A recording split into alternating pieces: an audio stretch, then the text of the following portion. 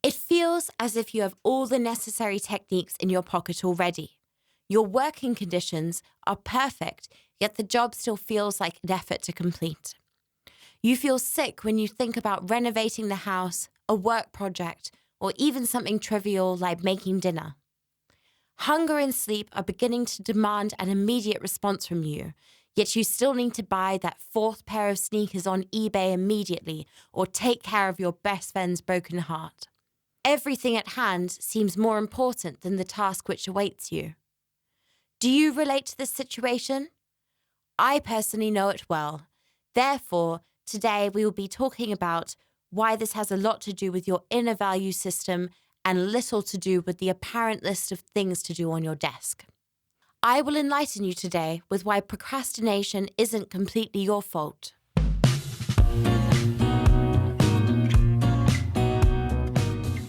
Hi, my name is Sophie, and you are watching Psychology Unleashed, a YouTube channel established to exploring psychology, life hacks, and book reviews to inspire you. If you are interested in these matters, subscribe to our channel. Within the question, what is important, there is always an answer. The key to mastering procrastination is to look at your values. Here is the idea. Behind your procrastination stands a whole generational value system, not your individual laziness or other negative vices.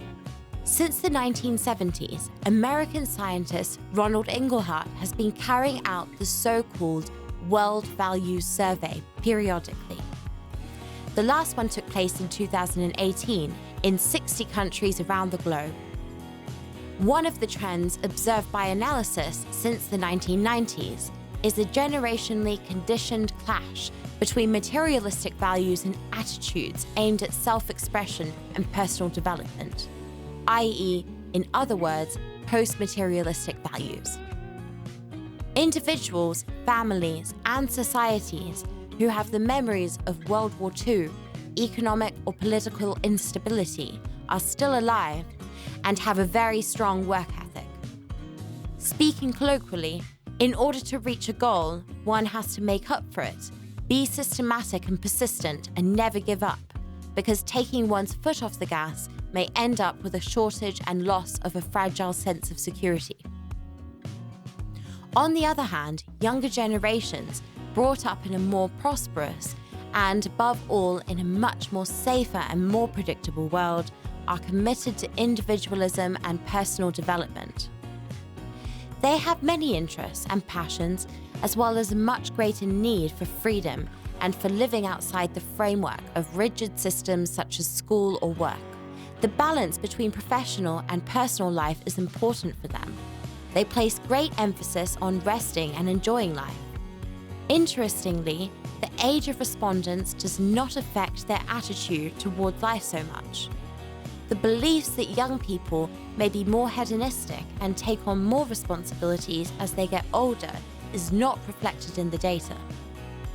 I'm sure your intuition already tells you which set of values may be more conducive rather than focusing on a task, especially one you don't like. So, what about scientists and their opinions? A team of researchers from the German University of Mannheim examined 704 teenagers, all between the 6th and 8th grade students in the German school system. These were from 10 different schools to see if their values influence attitudes towards school and learning, and in particular, the tendency to procrastinate. 13-year-olds were given 2 profiles describing their peers and were asked to mark them on a 6-point scale to which they could relate more. The first profile of the student is very task-orientated. They had clear goals, believing that hard work and performing unpleasant and tedious tasks is simply one of the necessary steps on the road to success. Their main ambition was to achieve something in life, achieving something which is expressed in the terms of wealth, safety, and lifestyle.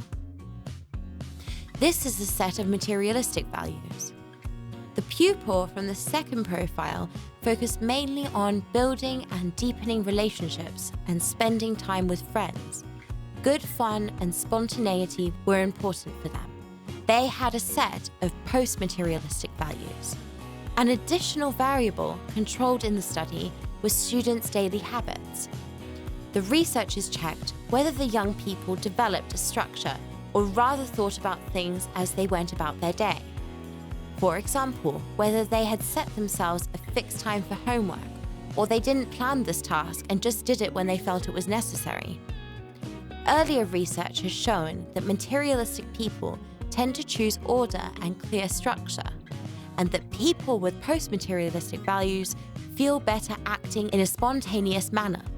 They have a much more flexible approach to reality, including their own responsibilities. The conclusions of the study are unlikely to surprise you. People struggling with procrastination are more often than not guided by post-materialistic values.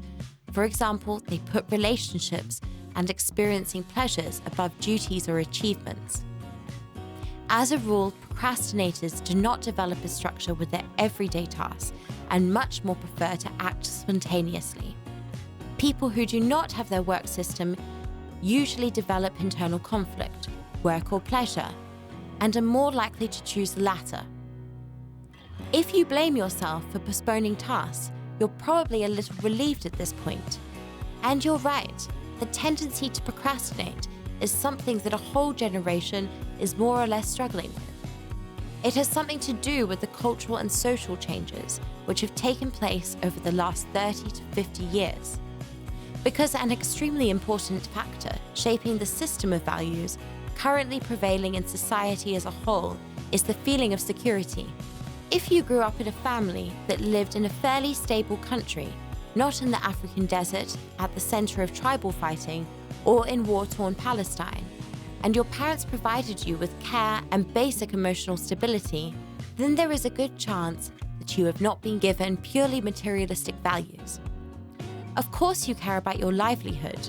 You understand that this involves responsibilities, but you have a much less desire for sacrifice and compromise than your parents or grandparents.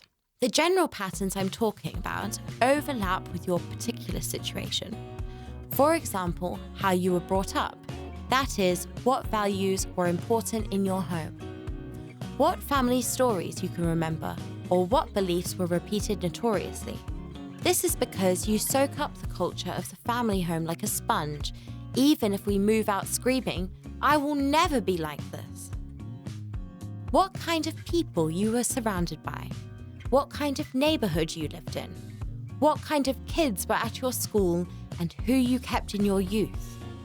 Maybe you have had some difficult experiences, a car accident, death of a parent from illness, divorce, bankruptcy. It is also influential who your idol or mentor was. All of these elements influence the beliefs and values in the world you move in. It is worthwhile not to compare yourself with others in this field and try not to judge anyone, as everyone has had a different experience. One person may experience a traumatic experience and become broken. Another person may feel cleansed.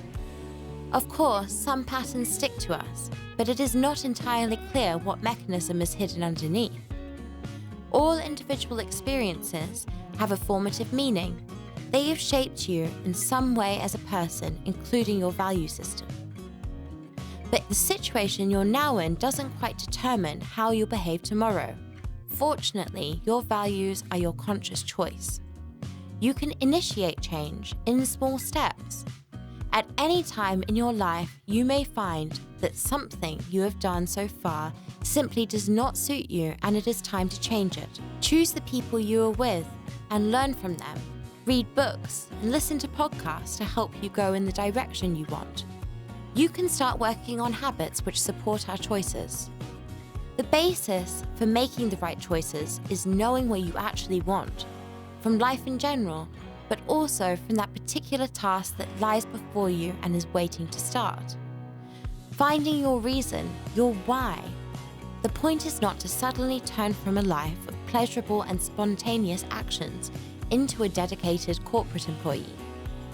The point is to make the struggle with everyday, tedious tasks, such as sweeping the floor, paying bills, or preparing your budget for the month more meaningful, more contentful. Then, maybe reluctantly, maybe without enthusiasm, you will start doing it. Okay, but how do we do that? How do we make this change happen? How do we recognize the right values and the right habits?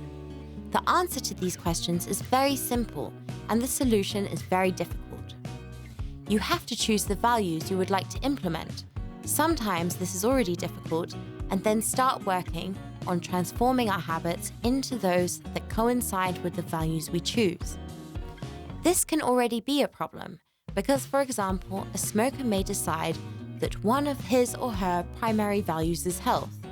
In order to be consistent with the vision of themselves and what they have chosen, they must work on quitting. However, please note that their intention will be completely different from the person who quit smoking because of the value of self-determination and self-regulation, and has therefore decided to get rid of all addictions. I invite you to leave us a comment and tell us what you think. What did you find most interesting? Do you think you'll become more productive now that you know? I thank you for your attention and invite you to discover our channel.